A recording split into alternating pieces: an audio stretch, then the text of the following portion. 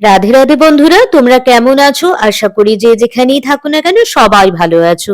আর আমিও ভালো আছি। আলোর শহর চন্দ্রনগর থেকে আমি তমালি বলছি। তমালির সাতকাহন চ্যানেলে আরো একটি নতুন দিনে নতুন ব্লগে তোমাদের অনেক স্বাগত। দিনটা বৃহস্পতিবার আর ঘড়িতে বাজে 6টা। আর এখন থেকেই আমি আমার নতুন সুন্দর ব্লগটি তোমাদের সাথে শেয়ার করছি। সকালে ঘুম থেকে উঠে জানো তো সব সময় মনে হয় আজকে জল খাবারটা কি করব।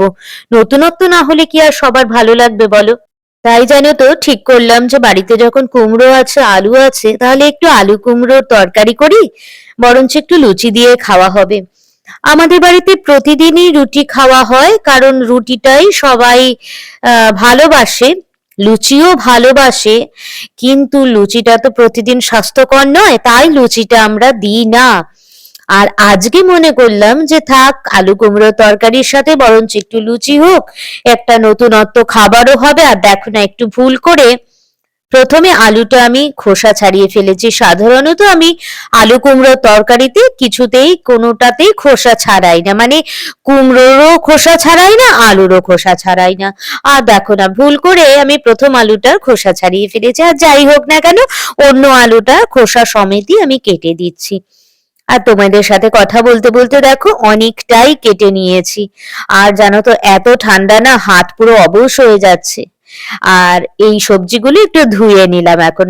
দেখেছো, আমি কটসুলের একটা হাউস কোট পরেছি, আবার তার সাথে একটা চাদরও নিয়েছি, মানে বুঝতেই পারছো কতটা ঠান্ডা।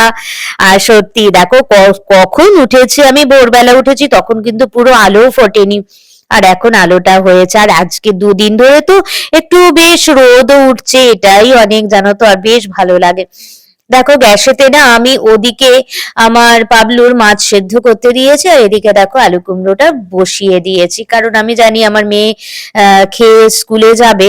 তো আটা মাখা রয়েছে, ময়দাটা মাখা নেই, তো আটাটা দিয়েই আমি ভাবছি ওকে কিছু পরোটা বা লুচি কিছু একটা করে নেব। ওর অত বায়না নেই।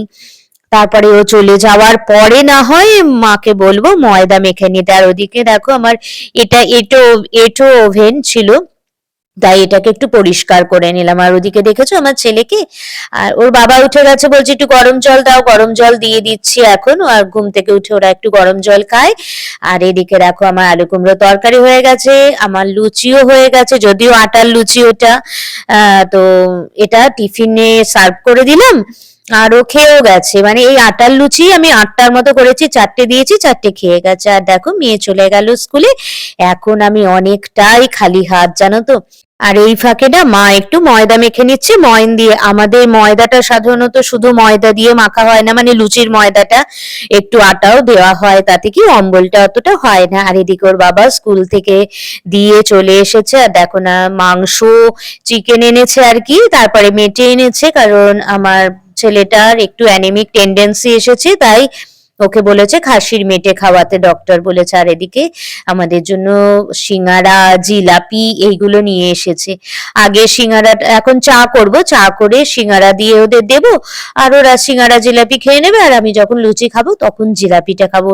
আর জিলাপি জানো তো বেশ মুড়মুড়ে হবে, আমার খুব ভালো লাগে, বেশ পোড়া পোড়া মুড়মুড়ে, মানে বেশি ভাজা হবে লাল লাল, আর মুড়মুড়ে হবে, আমার প্রচন্ড ভালো লাগে ওরম জিলাপি। আর এদিকে দেখো ওদের সমস্ত ওগুলো করে দিয়ে তারপরে আমি, মানে ওদের খাবার এখনো হয়নি, এই ফাঁকে জানো তো ওর বাবা বললো যে আমি আলু কুমড়ো তরকারিটা করেছো, ভালো করেছো, আমি অতটা খাবো না, আলু ফুলকপি চচ্চড়ি করে দাও। তো আমি আলু ফুলকপির একটু চচ্চড়ি বসিয়ে দিয়ে মাংসগুলো ধুতে এসেছি, কারণ মাংসটা ধোয়ার পর না আমরা একটু গরম জলে চিকেনটা ধুয়ে নিই। এটা এমনি কলের জলে ধুচ্ছি। আর এদিকে মেটে দেখছো না, এটা আমার পাবলুর, কারণ ওর একটু অ্যানিমিক টেন্ডেন্সি এসেছে বলে ডক্টর বলেছে খাসির মাংসের মেটে খাওয়াতে, তাতে রক্ত হয় নাকি। তো সেটা খাওয়াচ্ছি, অনেকটা ইমপ্রুভ হয়েছে, বোঝাই যাচ্ছে। তো ডক্টরকে এখনো ফটো তুলে পাঠানো হয়নি, পাঠাবো। আর এদিকে দেখো আমার চিকেনটা প্রায় হয়ে এসেছে, ধোয়াটা হয়েই এসেছে জানো তো। তারপরে তো ম্যারিনেশনের ব্যাপার আছে, ম্যারিনেট করে রাখা হবে বিভিন্ন রকম মশলা দিয়ে আর কি, আদা রসুন গোলমরিচ, লঙ্কা গুঁড়ো, হলুদ গুঁড়ো, তেল, নুন, একটু লেবুও দিই। এইগুলো করে ম্যারিনেট করে রাখি আর কি। এখন এটা ধোয়া হয়ে গেছে, এখন কিচেনে রেখে দেবো, এটা গরম জলে একটুখানি ভিজবে।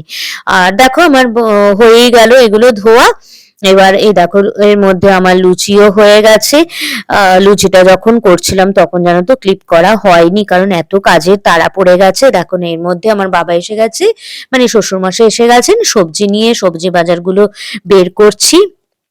ওদিকে ফুলকপি, ধনেপাতা, পাতিলেবু, বেগুন, আলু, শিম, কাঁচা লঙ্কা, আদা এগুলো নিয়ে এসেছে। আর এদিকে ময়দা নিয়ে এসেছে, কারণ ময়দাটা শেষ হয়ে এসেছিল তার জন্যে। আর ওদের তো জলখাবার করেই দিয়েছি, দেখলে জলখাবার খাচ্ছে। এটা করার পর এবার আমার ঘর ভরে রয়েছে জানো, ঘরের বিছানাটাও এখনো তোলা হয়নি। তো যাই হোক না কেন ঘরে চলে এলাম, এই সমস্ত গুছিয়ে আমাকে একটু বেরোতেও হবে। বেরোতে হবে মানে মায়ের বাড়িতে যাব আর কি। তো এই দেখো না আগের দিন সেই বললাম না সোফাটা বেড করলাম, বেড করে তারপরে ভেবেছি পাবলুর ঠান্ডা লাগবে তাই এর মধ্যে শোবে, শুলে ভালো হবে আর কি, অতটা ঠান্ডা লাগবে না। আর কি করেছে জানো ছেলে, অল্প একটুখানি শুয়েছে, বেশিক্ষণ শোয়নি, তারপরেই অমনি নিচে নেমে গেল। শুধুই আমার বেডটা করা হলো। তো নিচে আমি একটা তোশকও পেতে রাখি, একটা বেড কভার পেতে রাখি, কারণ ও শুধু মেঝেতে শোবে, তার জন্য যাতে ওর কষ্ট না হয় আমি এত কিছু পেতে রাখি শীতকালে আর কি। আর এই যে সোফাটা আমি এখন বেডটা ফোল্ড করে দিলাম, ফোল্ড করে সোফা হয়ে গেল। এবার আর দেখো না ওই সোফার যে হুইল গুলো আছে না, বেডের যে হুইল গুলো, ওগুলোতে দেখেছো পাবলুর কত লোম আটকে আছে। আর এদিকে পাবলু খালি ওর পিছনে চলে যাচ্ছে কেন বলো, তোর বল আছে তার জন্য। আর কত যে লোম, তার মধ্যে আমাকে বেরোতে হবে, কি বলবো। আর এই সোফাটা এত ওয়েট না, মানে কি বলবো, আমি না একদম একা একা ঠেলতে পারি না, আমার সেই ক্ষমতায় কুলোয় না। আমার মেয়ে ঠেলে দেয় বা ওর বাবা এসে ঠেলে দেয়, আমি তো পারি না। তো দেখো তোমাদের সাথে কথা বলতে বলতে বেডটা ফোল্ড করে সোফাতে ট্রান্সফার করে দিয়েছি।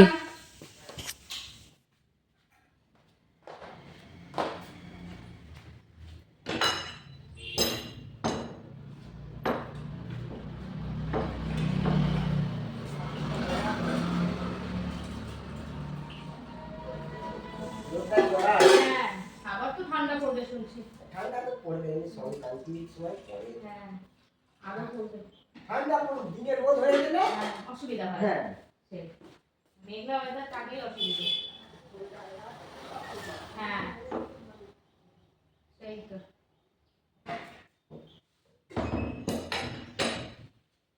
তো দেখেছো এর মধ্যে দুধও এসে গেল, তাহলে বুঝতেই পারছো কত দৌড়াদৌড়ি করে আমাদের কাজ করতে হয় সকালের দিকে, কি বলবো। আর এদিকে ঘরে তো বললাম আমি বিছানা টিছানা কিছুই গোছানো হয়নি, তো বিছানাটা গুছিয়ে দিয়েছি তার মধ্যেই। এবার ঘরটা মুছে নিলাম, মুছে নেওয়ার সাথে সাথে আমি একটু বেরোবো, বেরিয়ে এসে তারপরে আবার ঘরের রান্না বান্না সবকিছু, মানে দৌড়াদৌড়ি করে কাজ করতে হয় জানো তো, মানে এতটুকু মানে বিশ্রাম করার টাইম পাই না, একটু বসলেই না টাইমটা অনেকটা চলে যায়, তাই আর বসাও হয় না। তো বন্ধুরা এখন বাজে রাত 10টা, 10টার সময় চিকেন করতে বসেছি। চিকেনের জন্য পেঁয়াজ ভাজছি আর ওদিকে আলু ভাপিয়ে নিয়েছি যাতে তাড়াতাড়ি হয়। চিকেনটা তো সকালে ধোয়া হয়েছে, ম্যারিনেশন করা রয়েছে, তোমরা তো দেখেছো সেটা। আর মানে দেখতে পাবে। তো সকালবেলাতে হয়নি, চিকেনটা এখন হবে। আর একটা কিন্তু স্পেশাল জিনিস হবে, সেটা হচ্ছে চিকেনের সাথে আজকে আমরা তন্দুরি খাবো, তন্দুরি রুটি খাবো। তো দেখতে থাকো, আশা করছি ভালো লাগবে। চিকেনটা একদম অন্যরকম ভাবে করবো, মানে চিকেন কষা করবো, একদম দারুণ লাগবে। তো দেখতে থাকো ভিডিওটা।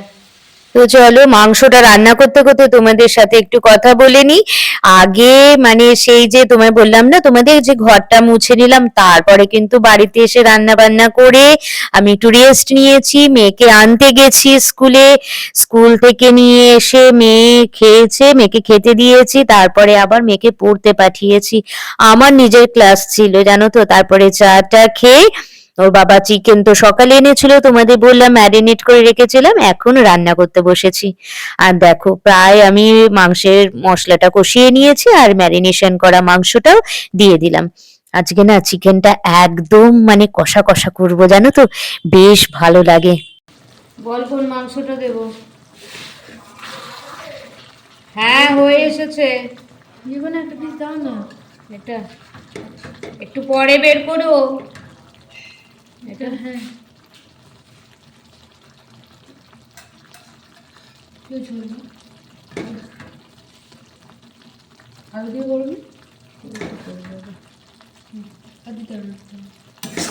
তো মেয়ে এসেছিল, বললো আমাকে কষা মাংস দাও, পড়ার ফাঁকে এসেছিল, আমি আবার ওকে একটু কষা মাংসও দিয়ে দিলাম।